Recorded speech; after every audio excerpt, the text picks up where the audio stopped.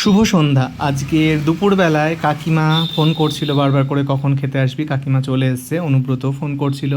তো যথারীতি অফিস থেকে বেরিয়ে খেতেও চলে গিয়েছিলাম, আর গিয়ে দেখি কাকিমা শরীর খারাপ, জ্বর। তো শুয়েছিল। অথচ কি বলবো, গিয়ে দেখছি কত কিছু রান্না করেছে, শরীর খারাপ নিয়েও অত কিছু রান্না করেছে, করে আবার বলছে ভালো হয়েছে। আলাম তুমি শরীর খারাপ, এত কিছু করার কোনো দরকারই ছিল না।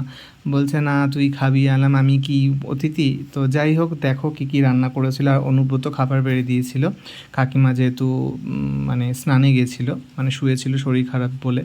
তো এদিকে করেছে বাদাম বাটা, বড়ি দিয়ে হচ্ছে কুমড়ো শাক, আর সয়াবিন আলু পটল দিয়ে তরকারি, আর ছিল শসা। তো এই ছিল আজকে রান্না। সত্যি প্রত্যেক কটা রান্নাই খুব ভালো হয়েছিল, বিশেষ করে কুমড়ো শাকটা খুব ভালো হয়েছিল।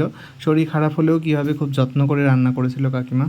তো তারপরে ওই 2 পিস কাঁঠাল আর একটু মিষ্টি ছিল, ওই প্রসাদ খেয়ে নিলাম মুখ ধুয়ে। তো যাই হোক, আজকে ঘর মোছা বাসন মাজা কিছুই করিনি, পুরো মেঘলা করে এসেছিলো, কোনো রকম বেরিয়ে আমি পালিয়েছি অফিসের জন্য। তো যাই হোক, ভিডিওটা যদি ভালো লাগে অবশ্যই জানিও। টাটা।